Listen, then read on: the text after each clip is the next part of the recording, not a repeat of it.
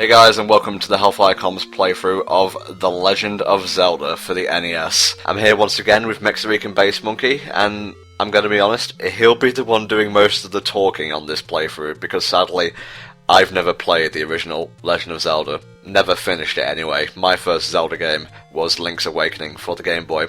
But before I hand over, I'll give you a little bit of trivia. The Legend of Zelda was released on the Family Computer Disk System, or Famicom, in February of 1986 and later released in Western territories on the NES in the year of 1987. Impressive, Tom. How long did you have to be on Wikipedia to get all that? I'm not looking at anything right now, and you can't prove it. Alright, so when you start this game, first thing you need to do is get your sword. Actually, you don't even need to do that. This game, despite how difficult it may sound, you can get all the way to the final boss without the sword, but unfortunately you do need it to kill him, so you can't do a pure swordless run. You cannot, but to watch people actually get all the way to the final boss without the sword is honestly one of the most impressive things to watch, like way more impressive than speedruns, and that's coming from me. Tell us a little bit about your experience with the game. Obviously, having finished it, you know more about it than me. I actually played it a lot later. I played it around the time I actually had a GameCube. I had a Nintendo system that I got from a family member. I think it was probably like one of my grandparents or something. And they had this game, and I played it, and it was hard. Really, really hard. Guys, This game is really hard without maps. That's the big thing. Also, enemies move erratically, you have low life at the beginning, so this game was really hard, but it was challenging in a way that I loved it. And so, as I found the internet, found maps, I was able to play the game more effectively, and being able to just get through the game makes it so much more fun, and so I just kept playing it over and over and over, because it's a game I can beat in like less than 2 hours, so it's kind of like, you know, when people play Portal a whole bunch, you know, it's like, oh, I can beat it in an afternoon. Zelda is that to me. Well, you did speedrun it for us at the HFC Zeldathon last year. I'm trying to think of a reason why I never finished this before, because it's come out on a lot of different things since back in the old days of the NES, one being the Virtual Console, of course, and the 3DS Virtual Console as well. I think it's just because of the time I started at, and the Zeldas I started at, the fact that you had to make your way around this world yourself was a little bit daunting, and you have to remember, at the time, Game FAQs just did not exist, so even if I did own an NES growing up, I would have still had to rely on game magazines and such. Well, the funny thing is that Zelda 1 actually, you can pretty much credit for the creation of Nintendo Power. When this game came out in the United States, you could join the Nintendo fan club. It was all about Nintendo's marketing to like build a really strong fan base. Like that was one of their main points when they released the NES, was that, you know, we need to make these games, we need people to like them, and we need to build a fan base. I mean, that's really good marketing on their part, because a lot of people, when they were making this early technology, they were just, we need to sell it. But they wanted to sell it and have a fan base behind it. So when you bought Legend of Zelda, you could join their fan club, and you would actually get a newsletter. It started off with just a couple pages, and it was just some hints here and there. But as it got more popular, the newsletter got bigger and bigger. They added more pages, and eventually the newsletter became Nintendo Power. The thing you guys may not know is that the first several issues of Nintendo Power were less about, oh, this new game's coming out in a couple months, and reviews. Nintendo Power, for the most part, was a lot of hints and tricks.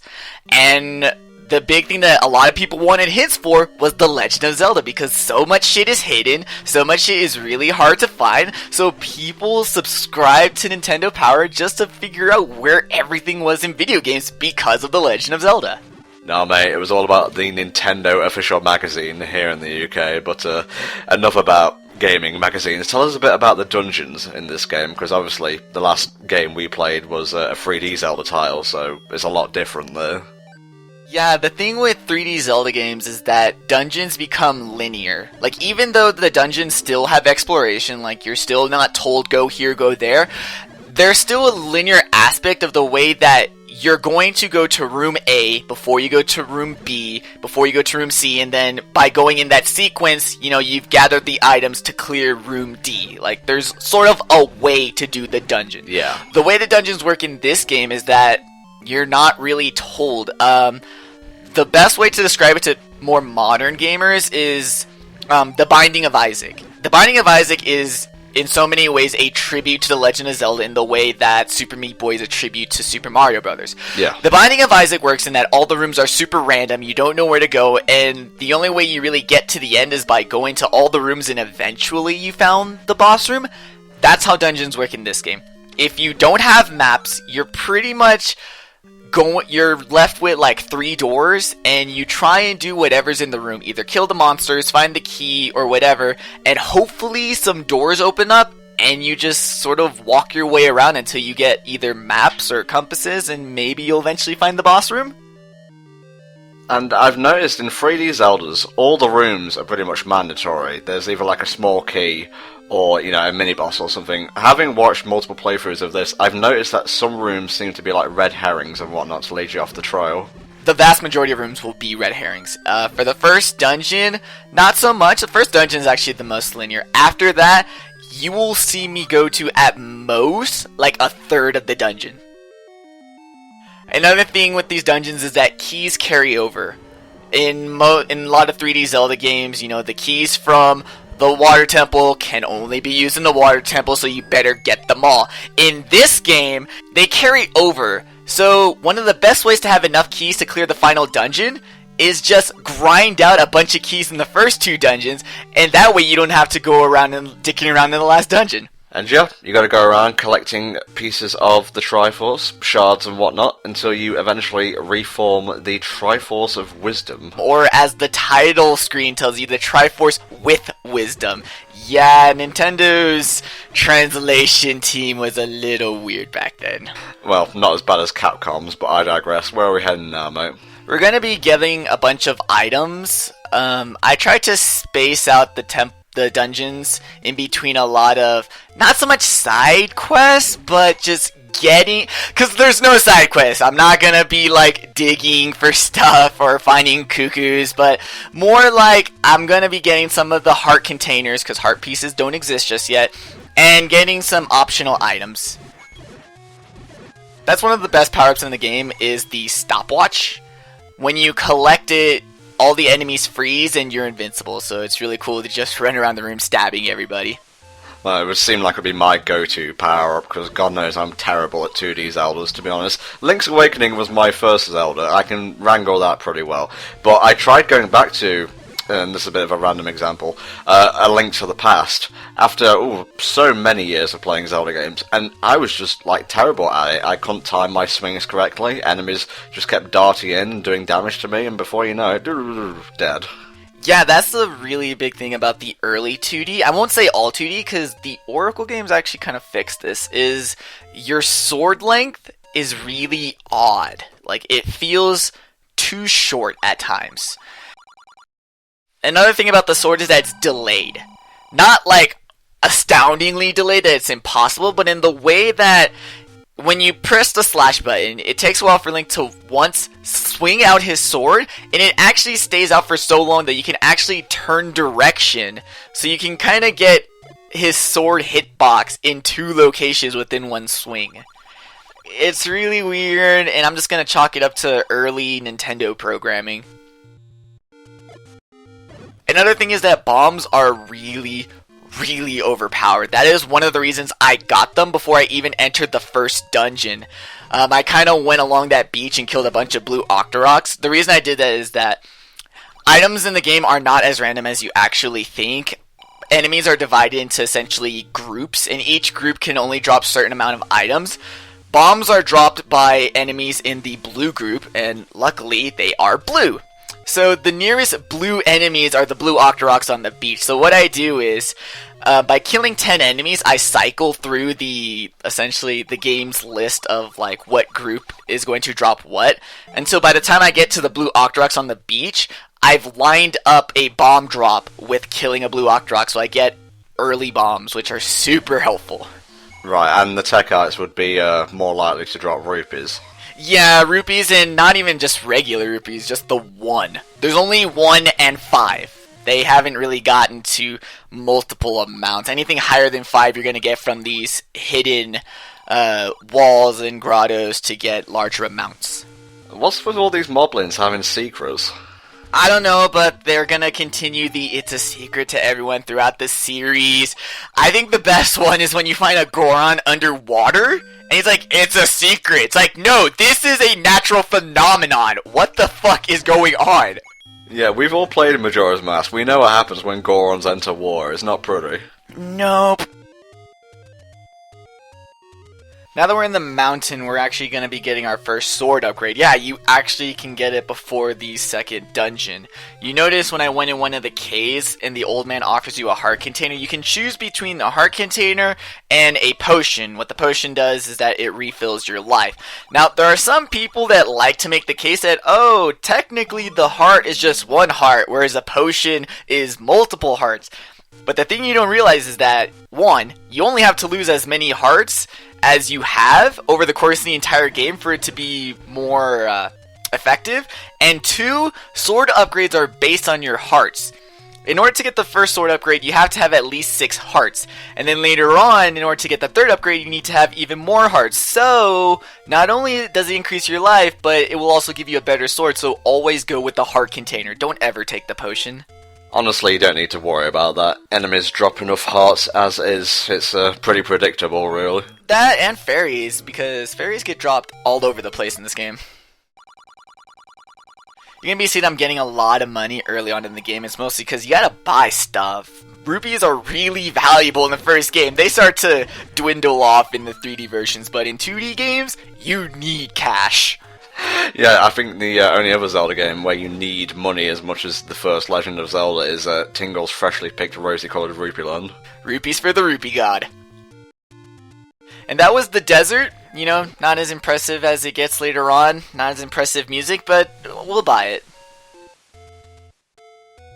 It is really funny how you have all these actually distinct geographical locations, but they're so unimpressive. Like, Hyrule has a mountain range and a forest and a lake, but it's like, okay, it's only like a little pixel of water. Congratulations, Nintendo. Well, this was the 80s back then, and I'm going to be talking out of my arse here because I was born at the tail end of that decade, but you had to use your imagination. This room right here, it's not just blue. It's not like a group of Smurfs just exploded or anything. It's a closed-off chamber not seen for hundreds, nay, thousands of years. See, it's crazy thinking like that got us the Zelda cartoon. Don't, mate. Don't play that card. That's not fair. This dungeon is the Snake Dungeon. I know I've just been referring to them as that dungeon, the other dungeon, and the game refers to them as level-number, but all the dungeons have actual names, but their names are only based off what the layout resembles. The first dungeon was called the Eagle's Dungeon, because it was shaped like an eagle. This one is called Snake Dungeon because even though it's full of ropes, that's what these snake enemies are called, the dungeon itself is also shaped like a snake. Later on ones you get lizard, dragon, lion, and then Death Mountain. Death Mountain is the only dungeon that actually gets to be named. Well, for obvious reasons. I don't know what happened there, but I killed one gorilla, and the rest just all exploded. So I think I may have killed, like, the leader or something. Yeah, they were just so impressed they decided to off themselves and give you all their bombs. They're just, fuck it, he's too good. This room, I think, is the most impressive of the whole playthrough. So I back this guy up with fire, and while he's being distracted, I lay a bomb for the first one, which gives me enough time to strafe and use my sword to kill all 3 of them. Oh, that route. Yeah, you know, that age-old strategy. Everyone uses that, come on. And here you have the Moldorms, not nearly as annoying as they will get in A Link to the Past, but, you know, baby steps. We're all starting to see the humble beginnings here. I can barely see the keys against the blue of the dungeon. Yeah, it's gonna get worse. There are later dungeons where you get this neon green, and you just can't see anything because you're blinded. Here's another meme phrase. They're gonna be all over this game, but Dodongo's dislike smoke is supposed to be some cryptic message on how to defeat the boss. Cool thing about the boss room is that if you're in any room adjacent to it, you will hear a roar. So it's a really cool way to figure out, like, where do you need to go next. I'm not really up for Nintendo just using nostalgia for nostalgia's sake, but something like that would be really cool to bring back to the series. It would add a bit of tension to a boss fight. Yeah, but now they just use giant gold locks to kind of be the intimidation factor. You saw right there that the Dodongos are pretty easy. You can do one of two things. You either lay a bomb so that it explodes nearby him and it freezes him and then you just slash him with a sword. Or, if you have better timing, you can lay it right in front of their mouth and they'll eat it. And they'll inflate up and then you can slash them. Luckily, I was actually able to get both strategies on this one take. So, there you go. The next thing before we get to the next dungeon is getting more money. I'm serious about this, guys. We need a lot of cash. Mostly because the next upgrade I'm going to get is over 200 rupees. Jesus, when are we getting our wallet upgrade, by the way?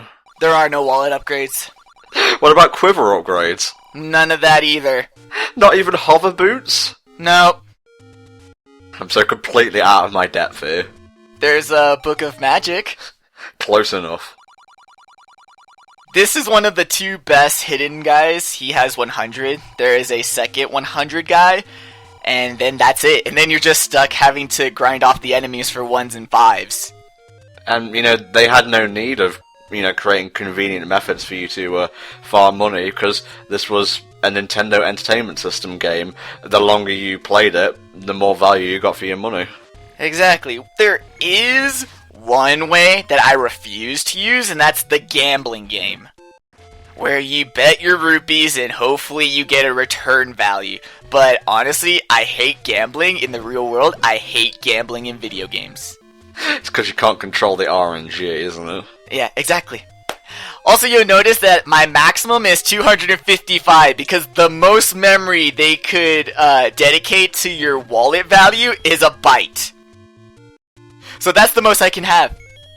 You can't even get to triple nines.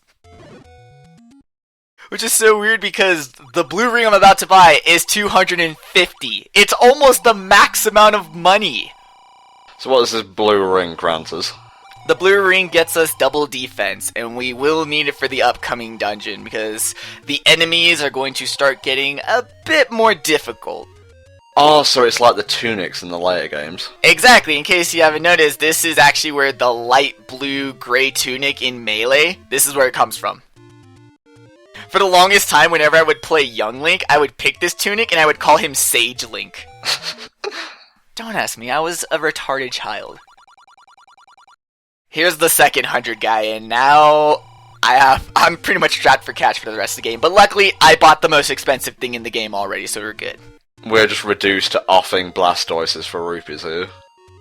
Yeah, the Moblins do kind of resemble Blastoise. And the best thing is that when there's a whole bunch on the screen and they all shoot their arrows, the game lags to shit. Because why put stuff in your game that your console just can't manage? Now, we'll get more into depth about this next time, but are you doing this in a specific order? The dungeon set, I mean. I'm doing them in the chronological sequence. I will be doing 1 to 2 to 3, blah blah blah, in that order. If I were to be doing the speedrun route, I would start with level 3. The reason you do that is because it's the easiest to get to from the start point using the glitch. Like, I know when I was talking in Ocarina of Time, I was mentioning like 50 billion glitches. When it comes to speedrunning the original Legend of Zelda, there is only one glitch that you use, and that is called the screen wrap. So, no Ganondorf or anything like that? No.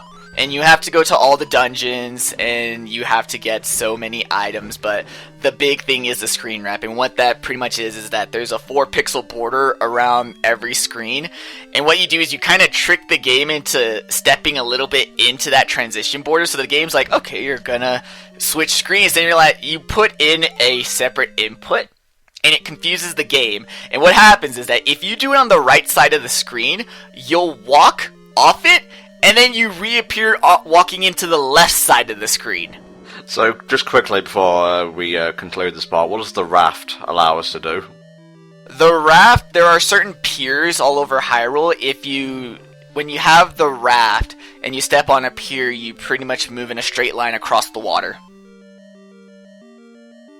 There's going to be one other item that lets you traverse water, but the raft is just there to cross big gaps of water in one go. Are these things dark nuts? They are, and they're the worst enemies in the game. Man, talk about humble beginnings. The worst thing about them is that you can't hit them from the front. You have to flank them or hit them from behind. And here's the third boss, Manhandla. Well, looks like he just got manhandled.